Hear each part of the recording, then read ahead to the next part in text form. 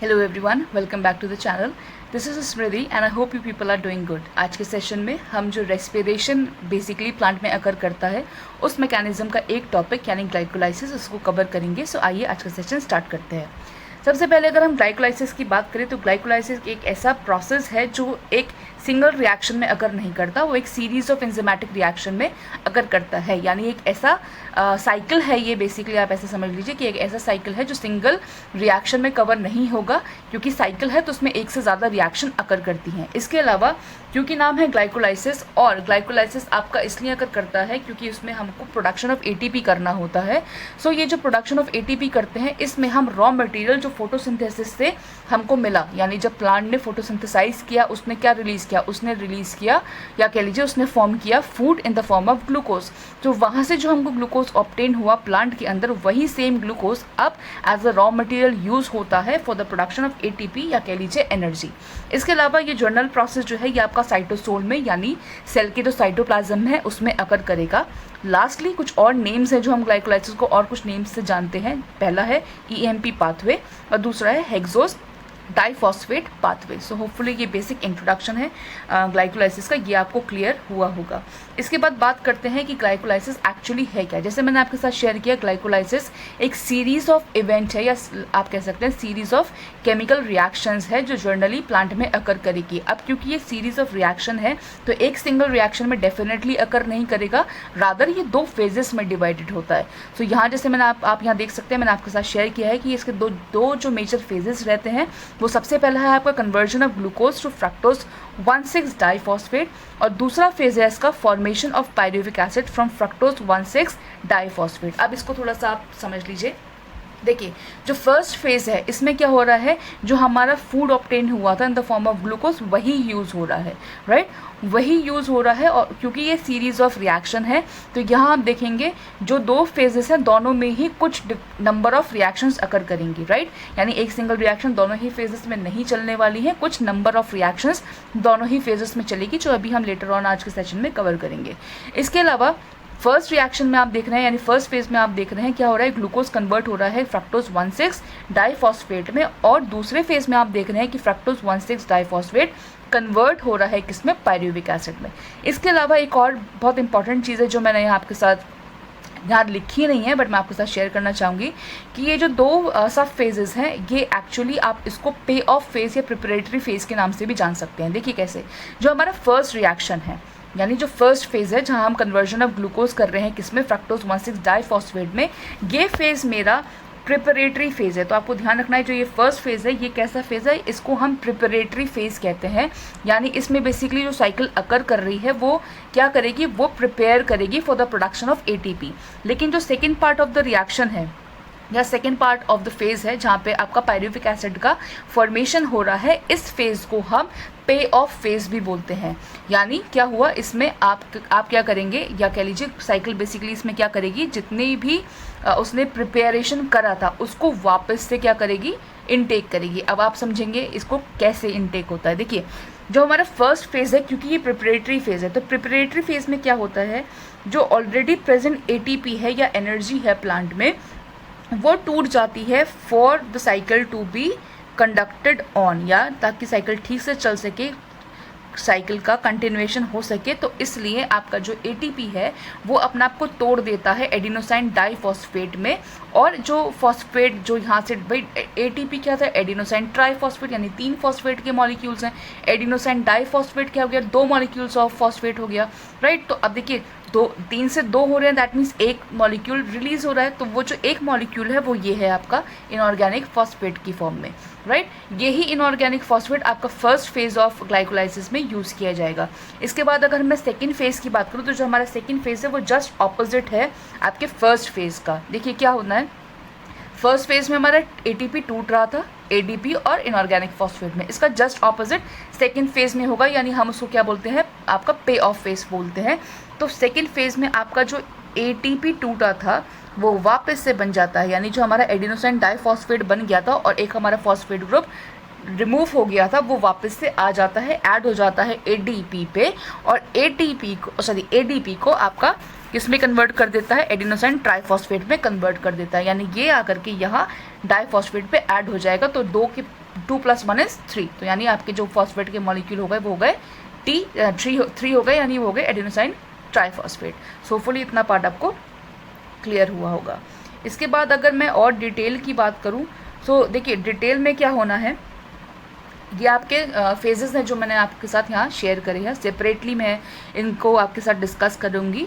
देखिए सबसे पहला फेज़ है, जैसे मैंने आपको बोला, क्योंकि सिंगल रिएक्शन नहीं चलेगा, तो जो फर्स्ट फेज़ है वो 3 रिएक्शंस में कवर होता है। पहला first phosphorylation, then isomerisation and then second phosphorylation.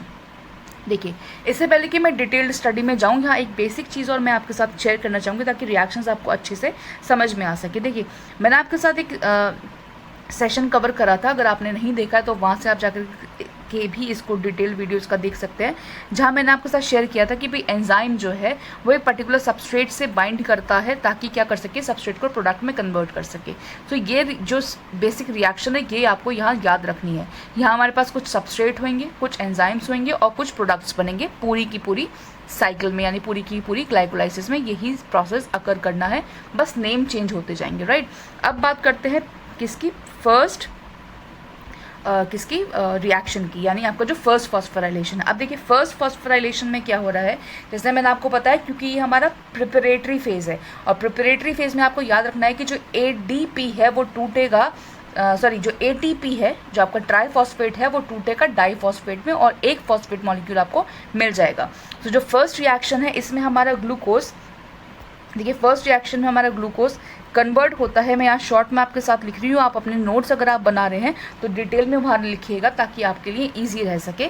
सो देखिए जो फर्स्ट फेज़ है यानी फर्स्ट फॉस्फोराइलेशन जो है, इसमें आपका ग्लूकोज कन्वर्ट होता है ग्लूकोज 6 फॉस्फेट में। अब यहाँ जो ग्लूकोज बना ये ग्लूकोज प्लस ATP होगा, जैसे मैंने आपके साथ शेयर किया ATP होगा, और यहाँ क्या टूटेगा, मेरा ADP टूटेगा, राइट। यानी तीनों रिएक्शन में ये तो होना ही है, ये तो बेसिक बात है, आपको ध्यान रखना है कि तीनों ही रिएक्शन में ATP टूटेगा और क्या मिलेगा हमको, डाइफॉस्फेट और एक इनऑर्गेनिक फॉस्फेट मिलेगा, ये तो कॉमन चलने वाला है। अब यहाँ देखिए आप जो, अच्छा यहाँ मैंने आपके साथ यहाँ रह गया, यहाँ मैंने शेयर नहीं किया, यहाँ एक एंजाइम लगने वाला है जो है हमारा हेक्सोकाइनेज। क्या है, जो हेक्सोकाइनेज है, राइट।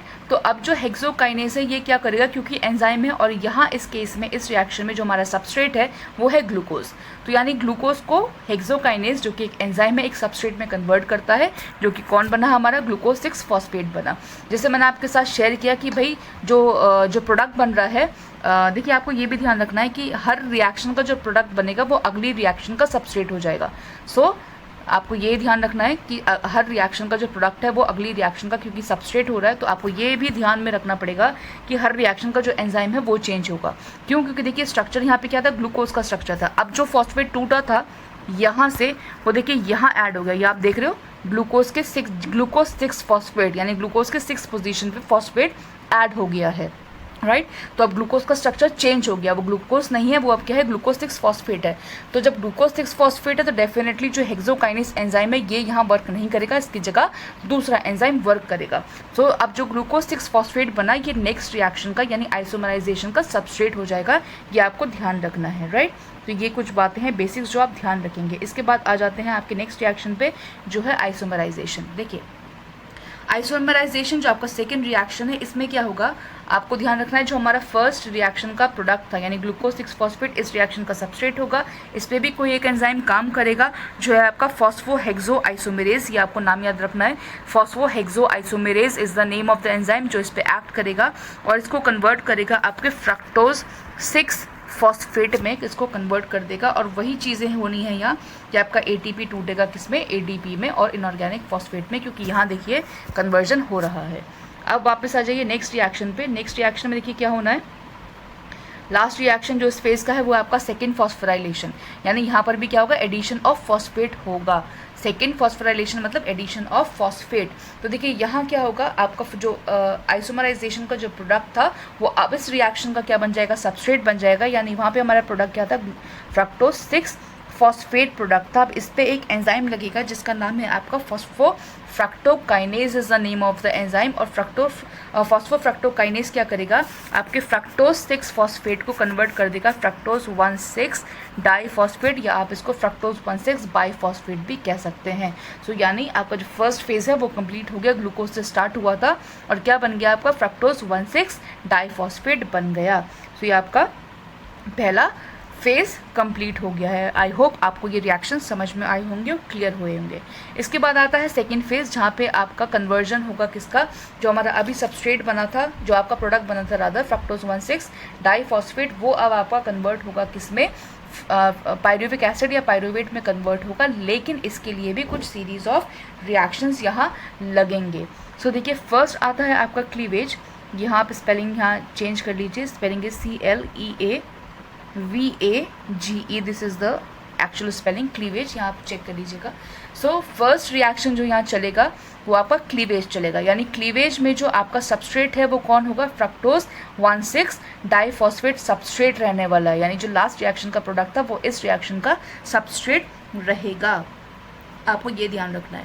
सो यहाँ पे क्या हो रहा है, देखिए फ्रक्टोज 1,6 डाईफॉस्फेट जो बना ये आपका चेंज होता है या तो 3-फॉस्फोग्लिसरिक एसिड में या कन्वर्ट होता है आपका डाईहाइड्रोक्सी एसीटोन फॉस्फेट में, ये कन्वर्जन होता है इस रिएक्शन का। इसके अलावा जो आपका नेक्स्ट रिएक्शन है, नेक्स्ट रिएक्शन कौन सा आया आपका, फॉस्फोराइलेशन एंड ऑक्सीडेटिव डिहाइड्रोजनेशन, ये आपका नेक्स्ट रिएक्शन है। देखिए अब इसमें क्या होता है, यहाँ जो आपका एंड प्रोडक्ट बना था, यानी आपका जो 3-फॉस्फोग्लिसरल्डिहाइड बना था प्रीवियस रिएक्शन में, वो आपका कन्वर्ट हो जाता है 1,3 डाईफॉस्फोग्लिसरिक एसिड में कन्वर्ट होता है, राइट। और इसमें भी कुछ एक सर्टेन एंजाइम लगते हैं जो है आपके three phosphoglyceraldehyde dehydrogenase is the name of the enzyme, जो इसमें यूटिलाइज किया जाएगा।